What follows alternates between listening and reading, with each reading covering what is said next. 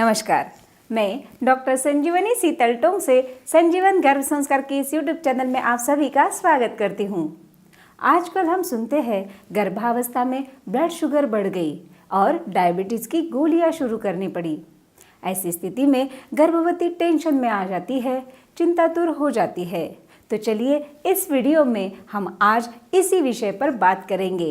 आज हम जानेंगे गर्भकालीन डायबिटीज़ क्या है, प्रेगनेंसी में ब्लड शुगर लेवल कितना होना चाहिए, क्या लक्षण होते हैं शुगर के और कौन से कारण हैं जिससे शुगर की समस्या हो सकती है। गर्भावस्था में गर्भकालीन मधुमेह का इलाज कैसे किया जाए और सबसे इम्पॉर्टेंट, गर्भावस्था में शुगर यदि है तो आपको क्या खाना चाहिए और क्या परहेज करना है। तो इन सभी बातों को जानने के लिए यह वीडियो अंत तक ज़रूर देखिए और वीडियो अच्छा लगा तो डेफिनेटली लाइक और शेयर कीजिए। अभी तक आपने संजीवन गर्भ संस्कार चैनल को सब्सक्राइब नहीं किया है तो सब्सक्राइब भी कीजिए। गर्भकालीन मधुमेह यानी जेस्टेशनल डायबिटीज़ ये ऐसी स्थिति है जिसमें गर्भवती महिला के रक्त में शुगर का स्तर बढ़ जाता है, जिसका पहले से ही डायबिटीज़ का निदान ना हुआ हो। गर्भावस्था में नॉर्मल ब्लड शुगर लेवल कितना होना चाहिए, यह सवाल का जवाब है ब्लड शुगर लेवल खाना खाने के पहले और खाने के बाद ऐसे 2 बार शुगर माप कर देखी जाती है। यह दोनों मेजरमेंट नॉर्मल रेंज में होना बहुत ही ज़रूरी होता है। फास्टिंग यानी खाली पेट अप्रॉक्सीमेटली 62 टू 90 mg/dl और भोजन के पहले 69 टू 105 mg/dl इतना ब्लड शुगर लेवल होना चाहिए। खाने के 1 घंटे बाद 130 से लेके 140 और खाने के 2 घंटे बाद लगभग 120 से कम। यह रेंज है अप्रॉक्सीमेटली ब्लड शुगर की। चलिए अब जानते हैं प्रेगनेंसी में शुगर या डायबिटीज़ के क्या कारण होते हैं। प्रेगनेंसी में गर्भवती के शरीर में कई सारे हार्मोनल बदलाव तथा अन्य परिवर्तन होते हैं। इससे गर्भवती के शरीर में इंसुलिन के प्रति प्रतिरोध होता है, जिसके कारण रक्त में ग्लूकोज का स्तर बढ़ जाता है। हमारा शरीर इंसुलिन की मदद से भोजन को ऊर्जा में बदलता है। जब इंसुलिन का स्तर कम होता है या शरीर प्रभावी ढंग से इंसुलिन का प्रयोग नहीं कर पाता है तो रक्त में ग्लूकोज का स्तर बढ़ जाता है।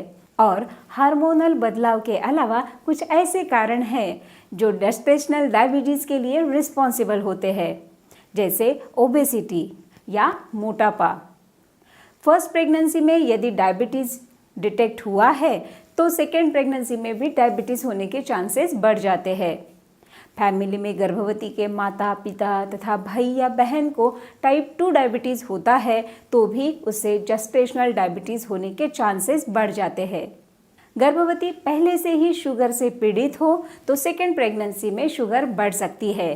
यह तो हो गए कुछ कारण। अब जानते हैं प्रेगनेंसी में शुगर के क्या लक्षण होते हैं। गर्भकालीन मधुमेह में एज सच कोई भी लक्षण महसूस नहीं होते हैं।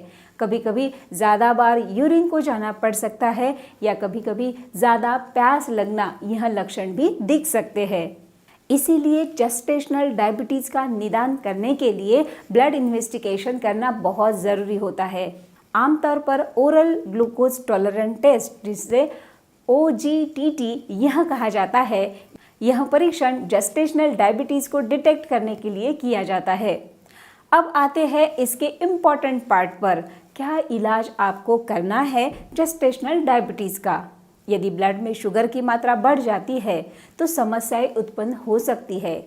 इसीलिए गर्भवती ने मधुमेह का प्रॉपर उपचार लेके तथा डाइट लेके और एक्सरसाइज नियमित रूप करने से ग्लूकोज नियंत्रण में वह रख सकती है।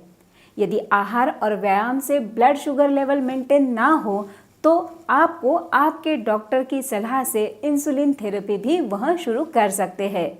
यदि प्रेगनेंसी में डायबिटीज़ डिटेक्ट होता है तो इसे आपको थोड़ा गंभीरता से लेना चाहिए, क्योंकि यदि जेस्टेशनल डायबिटीज़ डिटेक्ट होता है तो बेबी का आकार बढ़ने से, वेट बढ़ने से सी सेक्शन डिलीवरी की संभावना भी बढ़ जाती है तथा प्रीक्लेम्शिया, हाई बीपी की समस्याएं भी होने लगती है। लेकिन गर्भकालीन मधुमेह से पीड़ित महिला अगर उचित ट्रीटमेंट करती है, आहार और व्यायाम पर ध्यान देती है, तो वह स्वस्थ बच्चे को जन्म दे सकती है।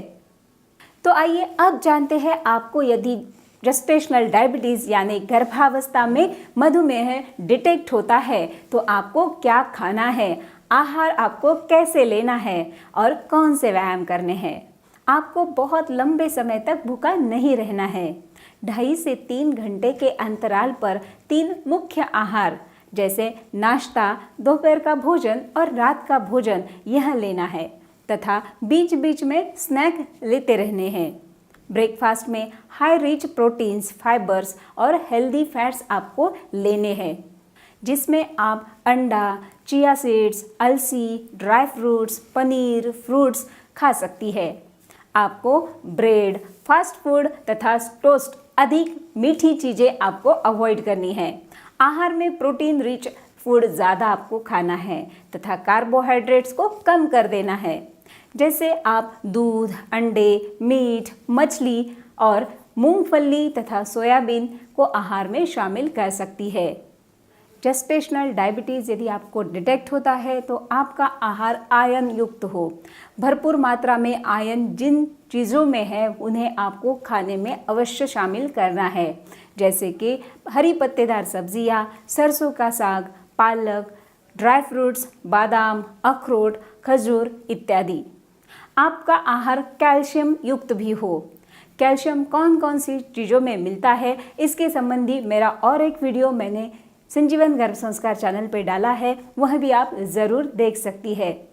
आपको आपके आहार में राजमा, छोले, चौलाई, टमाटर, बैंगन, मेथी, पालक, संतरा, एप्पल, ओट्स इत्यादि खाद्य पदार्थ अवश्य शामिल करने चाहिए।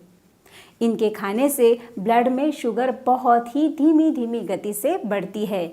हमेशा ताज़े फलों का प्रयोग आपने करना चाहिए। एप्पल, नाशपाती, ऑरेंज, खरबूजा, मौसम्बी इत्यादि आप खा सकती है। फूड जो आपको अवॉइड करने हैं यदि आपको जेस्टेशनल डायबिटीज़ है या अभी आपको डिटेक्ट नहीं हुआ लेकिन आपके घर में आपके मम्मी पापा को यदि टाइप 2 डायबिटीज़ है तो आपको कुछ बातों का ध्यान पहले से ही अवश्य रखना है। जैसे कि आपको इन फलों को कम मात्रा में खाना है। फॉर एग्जाम्पल आम है, चीकू है, गाजर तथा आलू, चुकंदर, चावल, मैदा, बेकरी प्रोडक्ट्स, चीनी, शहद, गुड़, fried food, samosa, kachori, jam, jelly, biscuit, chips, Chinese food, pizza, burger इत्यादि आपको टोटली अवॉइड करने हैं। या यदि फ्रूट्स आप लेती है तो बहुत ही कम मात्रा में आपको सेवन करने हैं। इन सभी बातों का ध्यान रखकर नियमित व्यायाम जैसे वॉकिंग और प्राणायाम तथा प्रॉपर डाइट और डॉक्टर की सलाह से मेडिसिन आप अगर लेती है तो आप गर्भकालीन डायबिटीज़ को न घबराते हुए हेल्दी बेबी को जन्म दे सकती है। इसी के साथ साथ आप यदि चाहती है आपका बेबी सुंदर, सुदृढ़ और तेजस्वी बने तो आप गर्भ संस्कार भी कर सकती है। गर्भ संस्कार करने के लिए आप ज्वाइन कर सकती है संजीवन गर्भ संस्कार का ऑनलाइन वर्कशॉप, जिसके लिए आपको डाउनलोड करना है संजीवन गर्भ संस्कार ऐप। मैंने नीचे डिस्क्रिप्शन में लिंक दी है, वहाँ पे जाके डाउनलोड कीजिए ऐप और बनिए extraordinary mom of extraordinary baby. तो हंसते रहिए, मुस्कुराते रहिए, एंजॉय कीजिए प्रेगनेंसी का हर क्षण संजीवन गर्भ संस्कार के साथ। धन्यवाद।